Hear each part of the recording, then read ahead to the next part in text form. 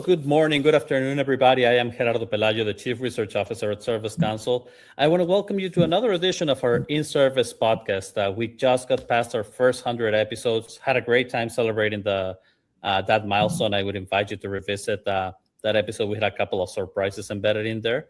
And today is a great segue into the next 100 episodes that we hope to have. We're going to be talking about harnessing data for intelligence service, and I'm really glad to have Denise MacDonell. She's the Chief Technology and Marketing Officer from Flash Global to help me go through this conversation, think about it together, and what does it mean for service organizations. We'll get to know Denise in just a second. But before, let me tell you a little bit about why I think this is such an important topic. As we go through a service event, both during, before, and after, there's a trove of information that gets generated. Some of it is intentional because of the traceability that is required, or in order to try to memorialize some of the data, the knowledge that gets generated in there. Some of it is the transactional activities that go with it, the data that we are not going to use today, but we think it might be useful in the future. And as we start putting this together, two things come to mind. First off, complexity is high, right? How are we going to prioritize, connect, integrate all of this data into something that is relevant? And that leads to the second question: how much of that data are we actually leveraging? Are we actually utilizing today? And would we be able to do better if we did? So that's going to be the core of our conversation. And one of the things that it relates to in terms of how at Service Council we think about the service experience is we revealed this list of expanded 5 elements that drive the service experience around philosophy, the people, the platform, which is this integration of data technology, processes, and parts. So as we think about data and intelligence, the part that I'll be pushing Denise on to pick her brain on is how does it relate to the processes and the performance of parts, so that we don't think just about a foundation, but that we're thinking in terms of workflows and impact that can be achieved. A bit of housekeeping before we get started. A reminder that today's session is going to be recorded, so you can go back and revisit it. You can share it with friends, and all. It's going to be available on all our usual social platforms and anywhere where you typically listen to your podcast.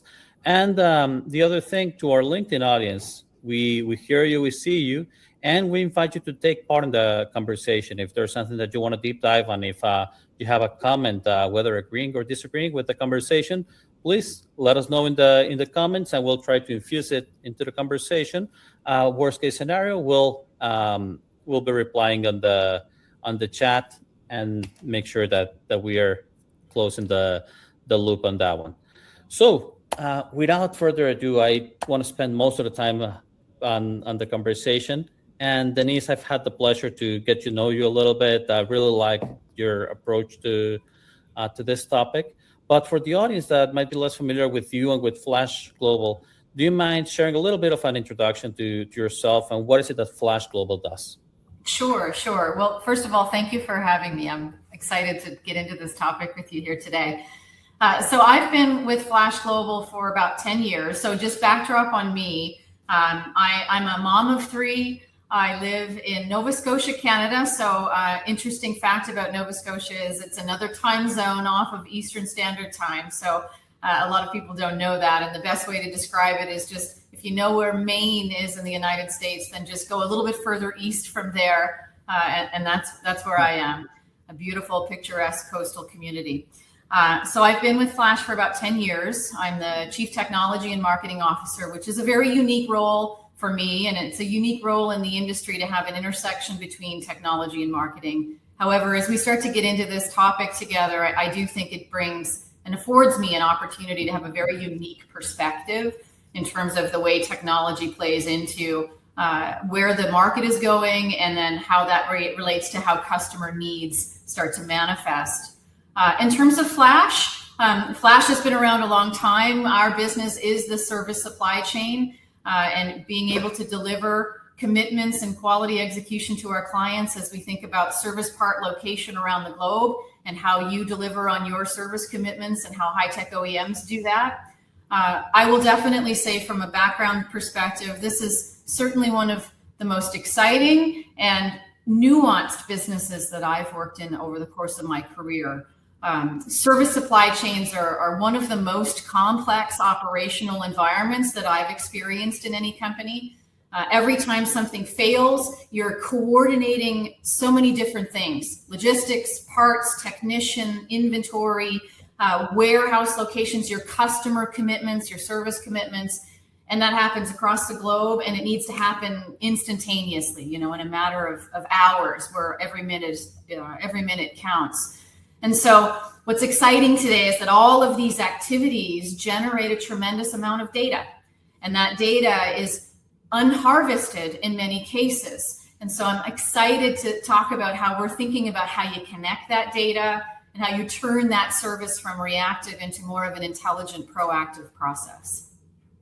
That's great, Denise. Thank you. And in fact, your role, I would say, it's living proof of that integration of data towards an objective. So you're walking the talk, certainly. And segueing from what you said, I think it's important to baseline a little bit what we mean by the underutilized data. I often say that the most fun part of my job is being able to connect the possible with the relevant. So let's start by understanding what is that possible. Because when there's a service event and we think of, hey, something got fixed, some issue got resolved, we tend to think about failure data as the one that tends to get generated and the one that can be leveraged towards future service events. But as both of us have sort of teased out, there's a lot more data that goes around one of these experiences and in the execution of a service supply chain. Can you talk a little bit about what is, from your experience, what is specifically some of the data that is potentially underutilized in most of these cases? Sure. You're right. Most of the time, we really hone in and focus on the actual failure data, because that's really where you're trying to understand what happened with that particular device or product or what have you. But all of the surrounding activity that happens in order to service that service event does afford an opportunity for a lot of other data that, to your point, is underutilized. Data such as your inventory movement itself. Was the inventory where it needed to be? That service inventory, was it where it needed to be in order to deliver on the quality commitment of that service event? How was it routed to get to the service event? Were you expediting it or not? Are you paying more than you should be for transportation or not? How did you make those routing decisions? How did the inventory get placed in the first place in the location where it was drawn from?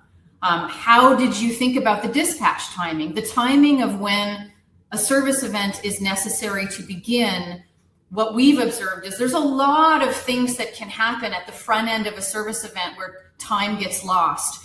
Analyzing that and understanding, well, what data was missing that did not afford the service event to move into motion immediately? What was all that time spent doing before the service event could take action is a treasure trove of information.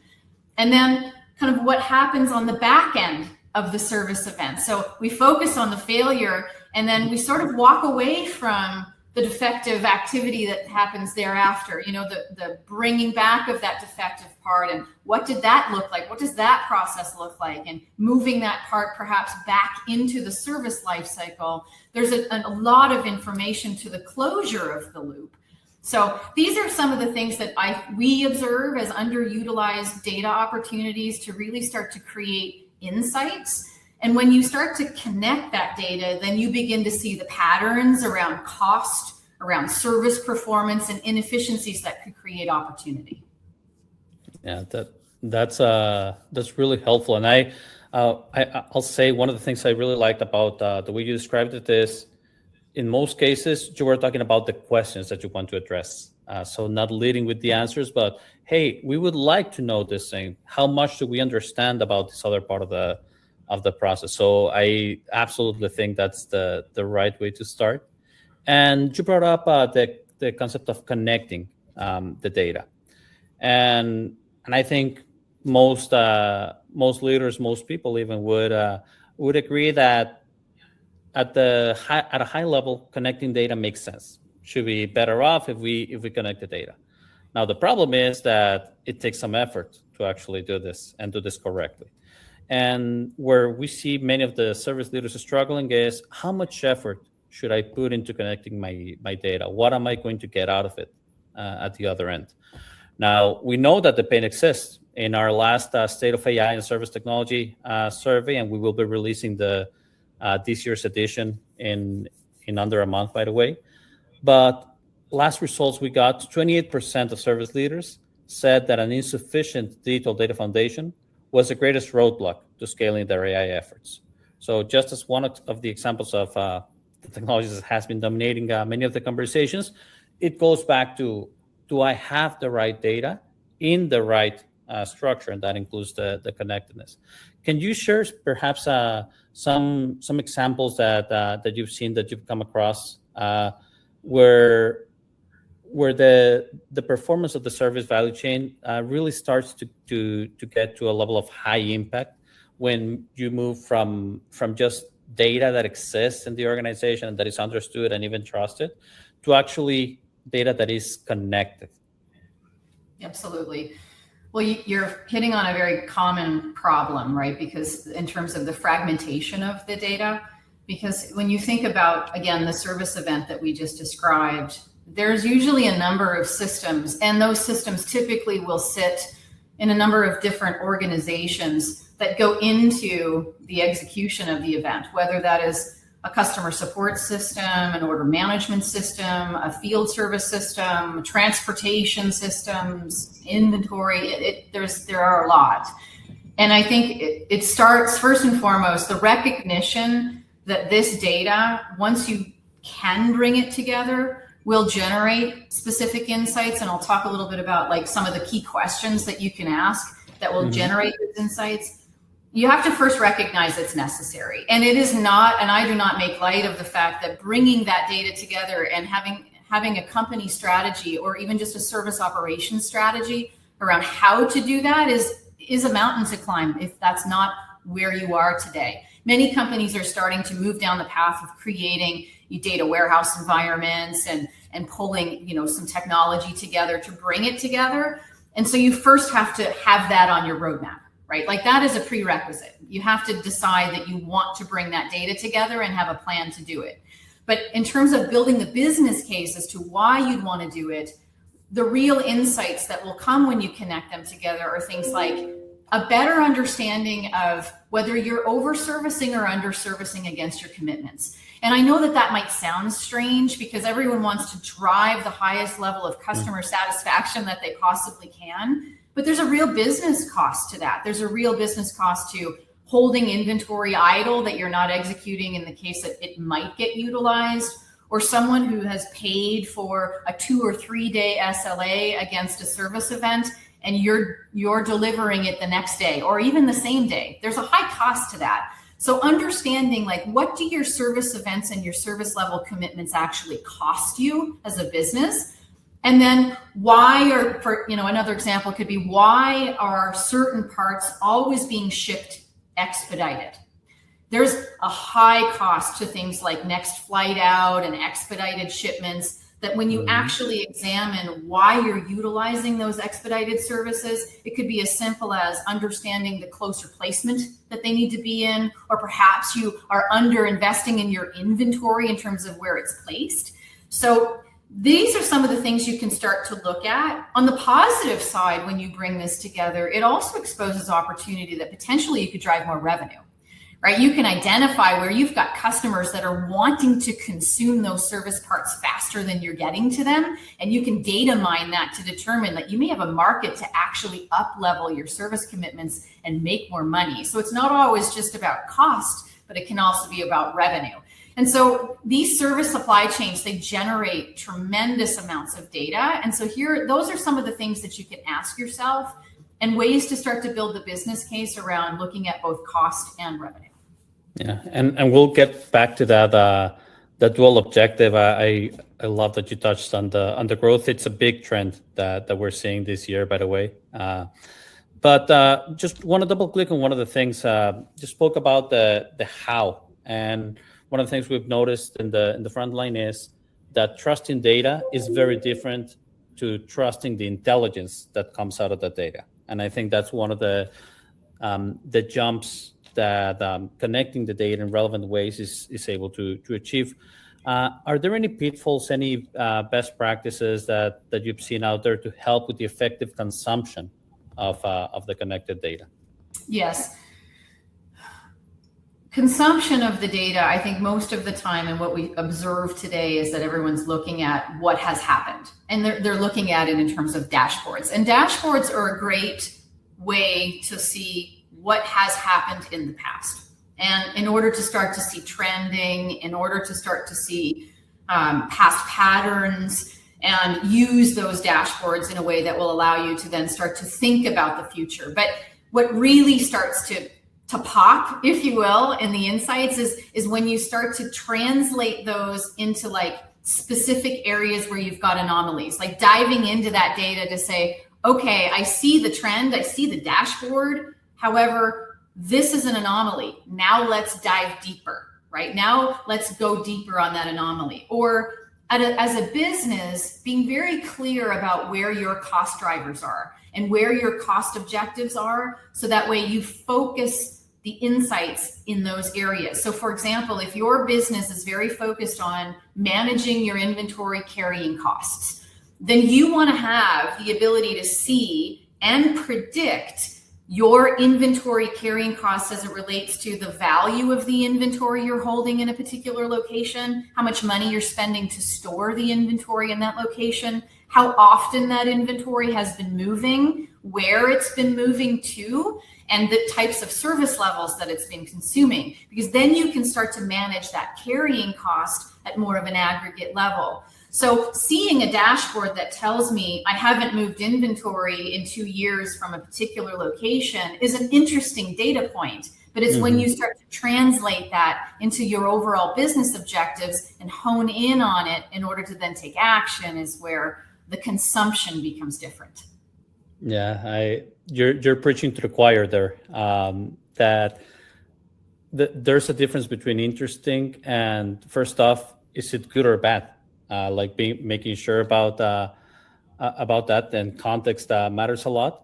And the second underlying concept is challenging inertia, because dashboards, as you say, they give us comfort, right? And we're used to those, we know them, but what sometimes goes under the radar is that because we're used to them, we keep asking the same questions rather than thinking about some of these untapped opportunities or challenging for a better way of doing things. And that makes it very hard to really leverage new streams of integrated data. So if I build on that, and some might call it data mining, but I tend to say that incremental improvements, which are great and necessary, but usually that is a better way of dealing with the questions that I have today. But if I'm able to ask new questions and I'm able to tackle them in an intelligent way, that is what actually leads to transformation and generating new streams of revenue, for example, as you mentioned earlier. Are there any perhaps examples that you might be able to share from your experience on how this process of mining the data, once it's connected, how has it revealed some blind spots for an organization or inspired some level of innovation? Sure. Well, I think I can give an example. I think there's a couple of examples in here. One is the ability to really understand what your service performance actually costs. When you start to bring in performance information, like performance data, and you bring in cost data, and you bring in inventory data, and you look at how you're delivering your service to your end customer, you're able to then start to think about and see how much does that service event and service performance actually cost you, right? So for example, if your goal is to always be delivering 98%, quality commitment, on time delivery, getting the part there, the technician is able to address the event and get it closed in that SLA window. And that's understanding what is the cost of that 98% to you across the entire componentry that makes up that cost. and then being able to model, what if I ratcheted that down 0.5%? Would that really impact my CSAT that much? And how much additional cost could I take out of the entire service event process if I ratchet it down 0.5%? So that's part of that kind of data mining. And these are that's an example some of our customers ask us about, right? I understand what my quality looks like, but what if I wanted to play with that a little bit? Or even what if I wanted to segregate that a little bit to a certain segment of customers? Another example of data mining would be on the reverse logistics side. I love getting into conversation about what happens after the event, because again, as I mentioned at the outset, it's sort of the area that is a little bit forgotten, because the urgency is all around getting the event handled, obviously, as it should be. And then there's not as much urgency on the back end, right? Perhaps you may need to do failure analysis quickly, but most of the time that's not really the case. And so we see an opportunity with data mining where you can really start to use information at your disposal to determine what to do with that asset. So for example, many customers and many companies, they'll have global operations where they'll have a defective part that comes back into a centralized location in a country. And they need to make a decision what to do with that defective part. And typically a decision will be, well, let's repair it. Right. And 9 times out of 10, it means you're exporting it out of that country. You're moving it out of the country because you need to repair it. And 9 times out of 10, unless your repair vendor's in the same country.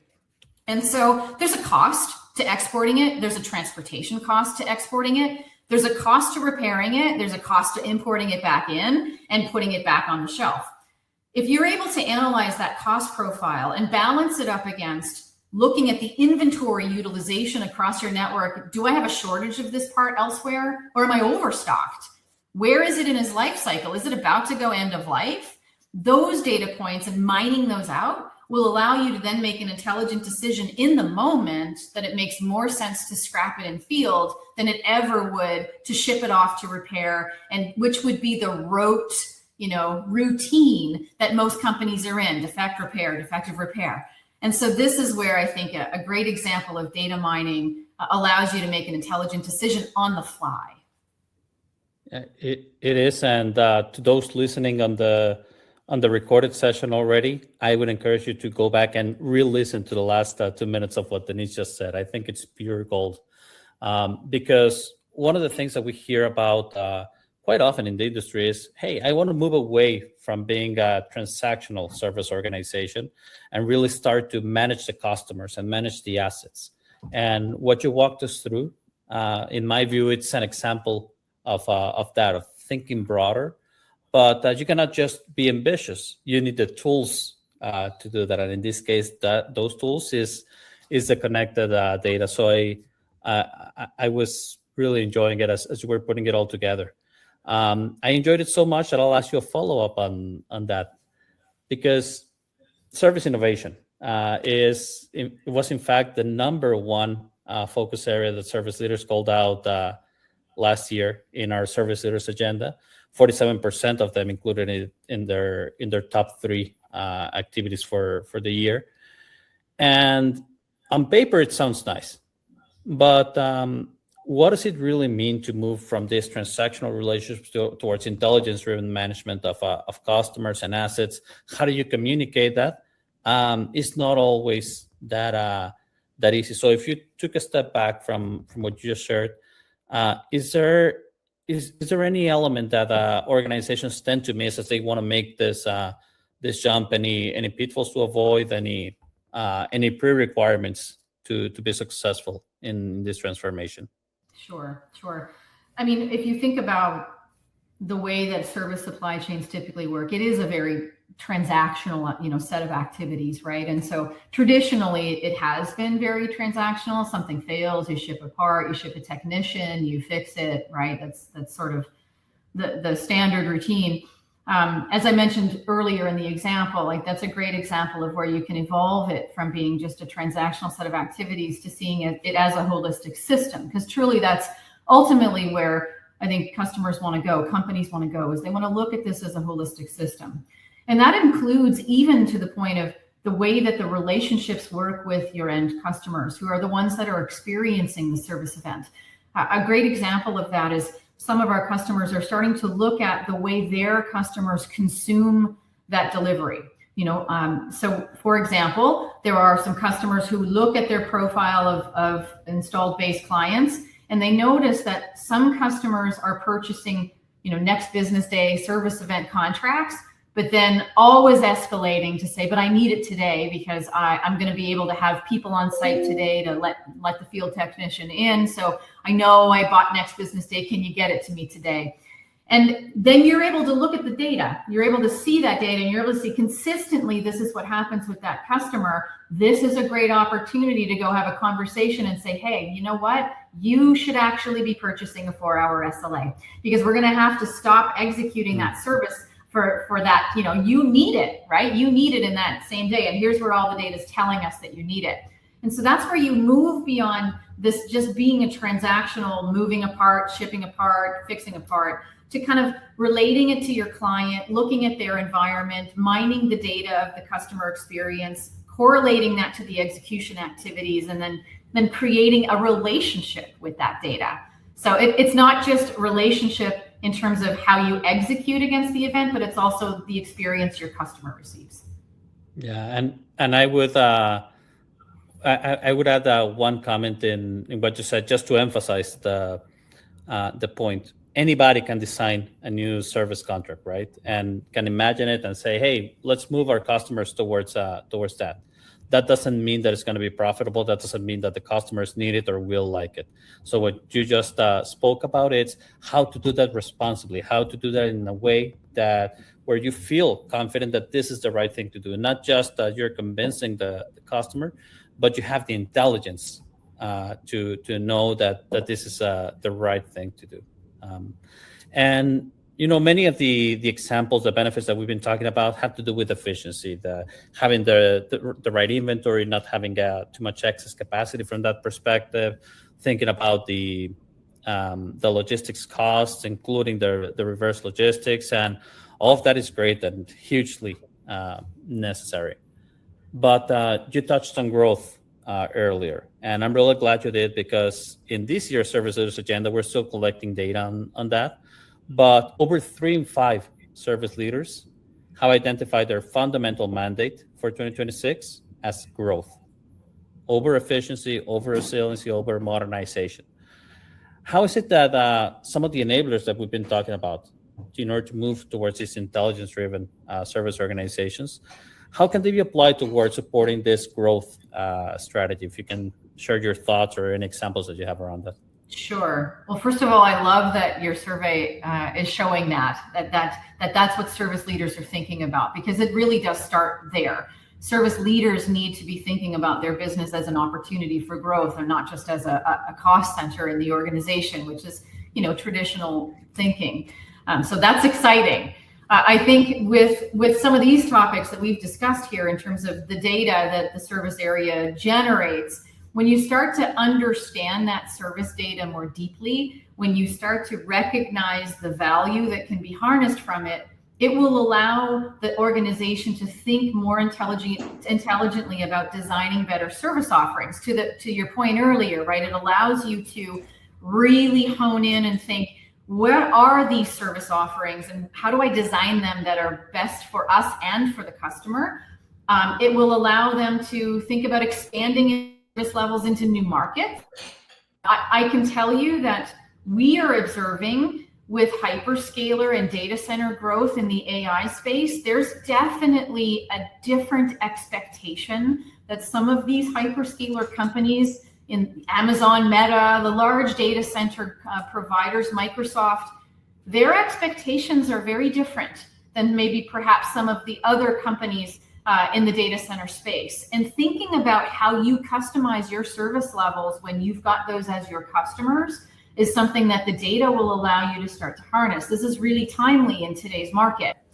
So lastly, an opportunity is to optimize your networks to support faster response. So it does dovetail into the hyperscaler example, and where we've seen that's like not just an opportunity to increase your service levels, but also when you do that, then you can optimize your network in order to make sure that you've got the right inventory placed in the right locations, specifically against each one of those service contracts and those new service levels. And so it's an overarching or perhaps foundational element to support that growth. So in my opinion, the organizations that will win as we start to think through service as a revenue opportunity is those that treat it as a strategic asset, not just an operational necessity. Yeah.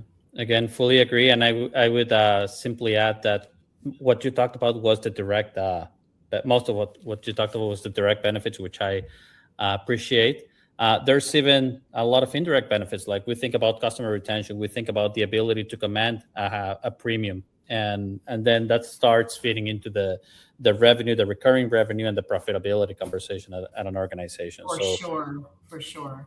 Really insightful. Denise, I've greatly enjoyed today's conversation. Before I let you go, is there anything that you'd like to share about yourself, any passion project that you have coming up? Oh, sure. I don't know that I have a passion project coming up, but I will say myself and my family, we're very outdoor people. And so we embrace every season. When you live on the East Coast of Canada, you definitely experience every season. So we just put away our snowmobiles for the winter, and we're bringing out our side-by-sides and our dirt bikes. And so we're getting really excited to get back onto some of the mountain adventures. We like to camp when we head out on our side-by-sides and dirt bikes. And so we're getting excited about that. So I'm really excited for spring to come so we can get back on our machines. That sounds really fun. You could also be working for the tourism industry of Nova Scotia on your free time. I feel motivated to go after talking to you. So it's a beautiful place. You should come visit. yes. I tell you, you do a good job at with the pitch. Denise, really enjoyed the conversation. Once again, thank you for stopping by to our audience. Thank you for listening in once again. Reminder that today's podcast was recorded so you can revisit it on all of our social platforms. And we hope to continue seeing you in the next events. Have a great rest of the week.